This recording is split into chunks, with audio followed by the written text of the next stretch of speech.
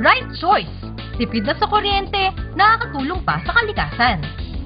Pasado sa Energy Performance Standards. Congrats! Bilang mamimili, you just made an informed, wise decision.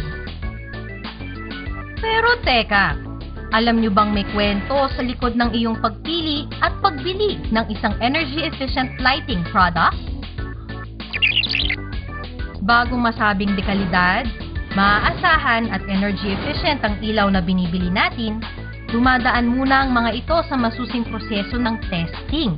Kapag nakapasa, ito ay qualified na para magkaroon ng yellow or energy label. Sa Department of Energy, Lighting and Appliance Testing Laboratory or LATL, isinasagawa ang ilang performance testing services para sa Department of Trade and Industry, Bureau of Product Standards, at iba pang supplier ng mga lighting products. May iba't ibang equipment at pasilidad ng LATL kung saan isinasalang ng technical staff sa masusing pagsusuri ang mga produkto para malaman ang light output, power consumption, efficacy, at average life ng mga ito.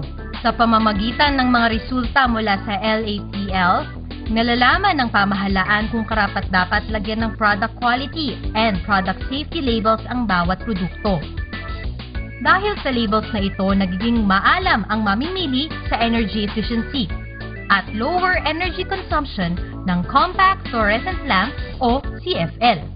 First of its kind sa Pilipinas at sa ASEAN region ng LATL sa pagkakaroon ng ISO 17025 accreditation sa pagsusuri ng kalidad ng CFLs. Sa tulong ng mga international donor tulad ng United Nations Development Program at ng Global Environment Facility, nakabili ng mga makabagong equipment ang LATL.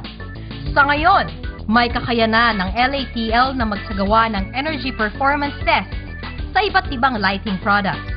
May mga pasilidad rin sila sa pagsusuri ng electrical household appliances tulad ng air conditioners at refrigerators.